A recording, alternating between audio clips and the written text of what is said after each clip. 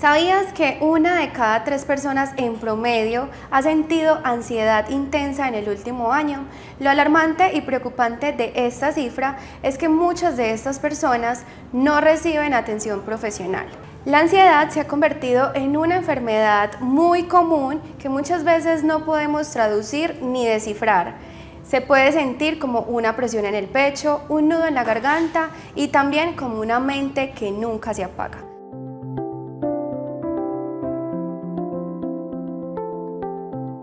Por eso nos acompaña el psicólogo Jorge Montes de nuestra institución Sumi Medical en este podcast institucional Voces que Sanan. El día de hoy, como lo mencionábamos anteriormente, hablaremos sobre la ansiedad y él es la persona idónea que lleva varios años trabajando con personas que padecen de esta enfermedad. Jorge, bienvenido. Muchas gracias por aceptar esta invitación tan especial. Muy buenas tardes, Laura. Muchas gracias. Hablamos muchas veces de ansiedad y decimos estoy ansiosa, pero muchas veces ni siquiera sabemos qué es realmente la ansiedad. Bueno, en realidad la ansiedad es compleja de definir. En parte la gente tiene razón cuando se confunde, cuando le cuesta un poco definirlo. Ocurre que en nuestro cuerpo tenemos algunos sistemas que son automáticos. Hay un sistema que se llama noradrenérgico. Y básicamente se encarga de regular el nivel de activación que debemos tener frente a los sucesos del entorno. Entonces la ansiedad es lo que percibimos como ese nivel de activación, o la forma en que percibimos ese nivel de activación. Básicamente esa sería la definición conceptual desde la ciencia. Normalmente en la cotidianidad las personas definen la ansiedad como un estado de inquietud, de nerviosismo constante. Por ahí uno escucha que ansiedad es pensar mucho en el futuro o es tener mucho futuro. No estoy del todo de acuerdo con eso porque no es riguroso, pero algo de sentido tiene. Normalmente está relacionada con el miedo. Muchas veces pasa que uno se estresa o está preocupado y dice, es porque estoy ansioso, pero también es como toda esa desinformación que hay en esta era digital. ¿Cómo podemos diferenciar ese estrés o esa preocupación de la verdadera ansiedad? Bueno, el estrés es otro concepto importante y juega un papel fundamental dentro de eso. Se estaba diciendo ahorita que la ansiedad es el nivel de activación que tenemos y el estrés es la respuesta fisiológica que tenemos frente a las demandas del entorno. Entonces, están directamente relacionados. El entorno, bien sea externo o interno, los pensamientos, lo que esté ocurriendo, un objeto, una anticipación, me genera unas inquietudes específicas. Dependiendo de qué tan activo esté, de qué tan ansioso esté, entonces voy a tener unas respuestas. Esas respuestas básicamente son el estrés. ¿Cuáles serían esas señales de alerta que deberíamos tener en cuenta para saber qué es un episodio de ansiedad? Hay que hacer una diferenciación ahí. Hay un nivel esperable de ansiedad, se está diciendo que hay un nivel de activación que debemos tener esperable, pero hay también trastornos relacionados con la ansiedad. Entonces, por ejemplo, ansiedad generalizada, ansiedad social, ansiedad como un trastorno mixto con depresión. No es tan sencillo y como tan simple uno decir esta persona sufre o padece de un trastorno de ansiedad. Podemos decir esta persona está ansiosa porque vemos unas manifestaciones conductuales. Normalmente la psicología se debería evaluar en términos conductuales, las cosas que hace la gente y es importante saber cómo actúa normalmente esta persona como para hacer una diferenciación. Pero lo que pasa es que le está costando mucho concentrarse. Está muy inquieto, está muy irritable, está llorando mucho. Todos estos son síntomas que podemos identificar como ansiedad. Pero hay una cosa fundamental, es muy bueno tener un marco de referencia, es decir, cómo es esta persona en su normalidad. Por eso uno no sale a la calle y dice esta persona es ansiosa con alguien que está viendo por primera vez o que no conoce en realidad. Vemos también que es muy común que ya sea algo que se normaliza, pues como en la sociedad, en el trabajo, en el entorno familiar y demás. ¿Cuándo debemos prestarle atención y decir como, bueno, esto ya es algo que de verdad no debemos normalizar? Normalmente es por el nivel de disfuncionalidad que nos genere, el nivel de inadaptación social, por ejemplo. Si una persona está teniendo dificultades en su vida cotidiana, en su trabajo, en su familia, en cualquiera de sus áreas de desempeño, está teniendo dificultades relacionadas con cómo se siente, con cómo reacciona desde el punto de vista de su sistema nervioso incluso, desde las cosas que no es capaz de controlar, desde qué tan inquieto se está sintiendo. Si una persona está teniendo dificultades en cualquiera de sus áreas, es muy bueno que consulte. Básicamente uno dice que se haga revisar, es un término que tienen los paisas que me parece muy adecuado, muy oportuno para el caso. Si está teniendo muchas dificultades para controlarse, para contener lo que tiene que ver con las emociones en cualquiera de sus entornos, sería muy bueno que consulte. La ansiedad puede percibirse como una sobreactivación a nivel emocional, como que todo me afecta de una manera más directa. Algo que me parece muy curioso y es que anteriormente ese tipo de enfermedades no eran tan habladas, pues porque habían como muchos tabús, muchos mitos también, y pasa por ejemplo con nuestros padres o nuestros abuelos que sentían de pronto o tenían ansiedad y nunca se diagnosticó y siempre decían como no, yo me levanto de la cama, me seco las lágrimas y ya, sigo con mi vida.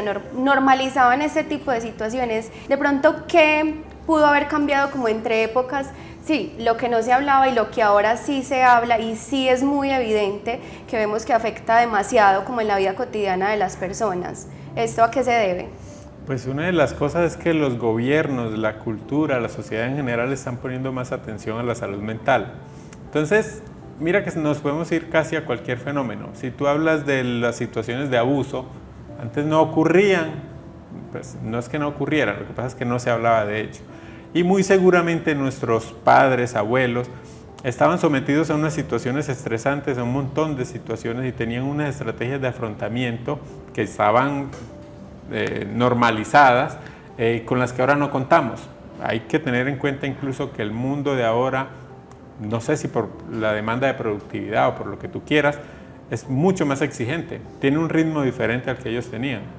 Entonces, no es que seamos una generación de cristal o los que vienen sean una generación de cristal. Lo que pasa es que las demandas del entorno son diferentes, primero. Segundo, tenemos mayor atención sobre la salud mental y sobre las cosas que afectan al sujeto. Y tercero, tenemos más recursos para atenderlas. Algo que me parece muy importante tocar en este espacio y es el tema de esa atención que brindan ahora las instituciones en salud. Una persona que tenga un ataque de ansiedad, por ejemplo, se considera que puede ir a urgencias para que sea atendido o realmente no es necesario. Pues no se recomienda porque vamos a colapsar el sistema. Pero sí es importante saber, si nosotros tenemos en nuestra casa un paciente que tiene una patología de base, que puede estar afectada por cómo reacciona ante una situación. En estos días nos ocurrió una situación en la clínica, una paciente que presentaba síntomas que uno pudiera identificar como un ataque de pánico. Tuvo que ser hospitalizada, pero ¿por qué se justificaba en el caso de ella? Esta mujer tiene una deficiencia pulmonar. De hecho, es una paciente que tiene oxígeno de alto flujo.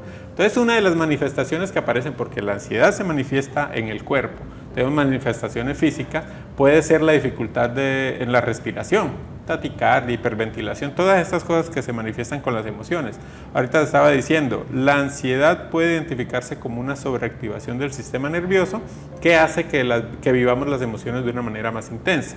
Entonces, si está una persona teniendo una seria dificultad para regular la respiración, por ejemplo, que está incontenible, eso pudiera en algunos casos justificar que acuda a un servicio de urgencias. ¿Cuáles serían esos síntomas de alerta que a mí me pueden decir como persona estoy teniendo un ataque de ansiedad o estoy sufriendo de ansiedad? Bueno, va a depender mucho de las situaciones que estés viviendo. Vamos a suponer que afuera hay un grupo armado que quiere entrarse a la institución. No, ya me dio ansiedad. Eso justificaría que estés nerviosa, sí, claro, que estés preocupada, que tengas inquietud. Si la situación que está ocurriendo afuera cuando digo fuera no me refiero solamente al edificio, sino en tu entorno, justifica que estés altamente nerviosa, muy seguramente es la reacción evolutiva, la reacción orgánica que deberías tener.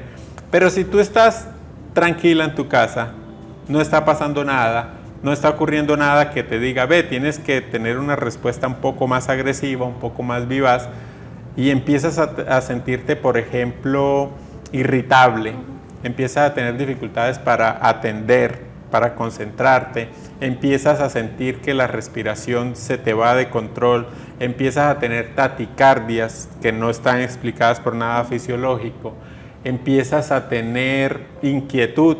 La gente dice no me hallo, es una expresión muy de la calle. No, ese no me hallo termina simbolizando muy bien un montón de cosas que ocurren. O sea, tenemos un montón de pensamientos intrusivos, invasivos, que no nos dejan estar aquí y ahora, como dicen desde algunas corrientes de la psicología. Entonces, cuando tienes un montón de síntomas que te dificultan el estar en una situación específica, que te dificultan el realizar tus actividades, suponte que no pudieras estar sentada aquí conmigo en este momento porque el ataque de nervios te dificultaría estar. Eso dice uno, venga, revise el asunto ahí de esa ansiedad, porque se justifica que uno tenga cierto nerviosismo. De hecho, cuando estaba acá, 10 minuticos antes y hasta 5 o 10 minutos después de comenzar a conversar, sentía algo de un poco más agitado el corazón, un poquito de nervios. Es normal. Claro. Si eso me dificultara al sentarme acá al hablar contigo, eso ya sería para atender. Hay personas que tienen que ir a consultar con un equipo interdisciplinario, nos recomienda psiquiatría, psicología y un montón de actividades adicionales que pueden realizar para atenderlo. No podemos pensar como pensaban algunos de nuestros abuelos, que eso es ser muy mimado, que usted puede controlarlo solo. Hay pacientes que le dicen a uno en consulta, no me mande donde el psiquiatra porque yo tengo que ser capaz. Porque yo no estoy loco, además. Porque yo no estoy loco o porque yo tengo que regular mis cosas yo mismo. A veces se puede, pero a veces no. Porque las causales de la ansiedad a veces pueden ser fisiológicas, por ejemplo, por hipertiroidismo. Está muy asociado al hipertiroidismo la ansiedad. Cosas hormonales, metabólicas. Pero también hay unos asuntos a nivel psiquiátrico. Hay una descompensación química que me impide interpretar la realidad de una manera proporcional a lo que está ocurriendo. Entonces, en esos casos uno dice, es mucho mejor que vaya a consultar. ¿Qué se puede hacer, por ejemplo, como para prevenirla? Porque si bien ya es algo que va a permanecer después de que uno le diagnostiquen esta enfermedad, pues sí considero que deben de haber como algunas pautas para tener en cuenta, no sé, hacer ejercicio, la respiración. Cuéntenos usted qué podrían hacer las personas. Tener unos hábitos de vida equilibrados y saludables. Hacer ejercicio. Hay personas que regulan y controlan un ataque de ansiedad o un episodio de ansiedad o el estar ansiosos en general a partir del ejercicio. Yo no soy capaz de estar en mi semana si no voy al gimnasio. La alimentación también influye altamente. Los hábitos, si yo consumo alcohol, si yo fumo, si yo consumo sustancias psicoactivas, va a ser mucho más probable que yo tenga unos episodios de ansiedad. Si una persona está viviendo un ataque de ansiedad o presenta alguno de los síntomas o muchos de los síntomas que nos mencionabas anteriormente, ¿cómo puedo ayudarla? Tratar de ubicarlo en un lugar con espacio suficiente, que pueda respirar, que pueda expandirse un poco, y escucharlo inicialmente, pues, porque no podemos presuponer todo lo que está viviendo y sintiendo el otro. Si el otro no está en condiciones de escucharnos, vamos a tratar de orientar la respiración, tratar de regular con esa persona la respiración. En el metro de Medellín están implementando hace varias semanas o varios meses unos mensajes que me gustan, porque nos mueven a respirar. De hecho, la mejor manera de intervenir el cuerpo cuando estamos bajo el efecto de la ansiedad o de cualquier emoción es a través de la respiración. Entonces, inhala, sostén, exhala.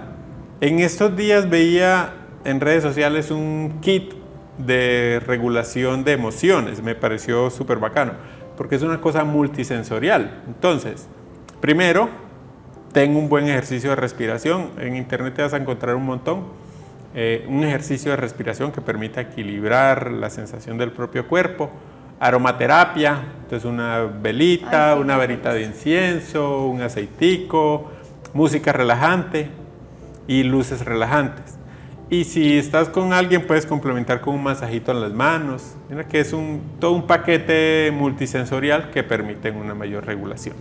¿Qué mitos deberíamos ir como eliminando con este tema de la ansiedad?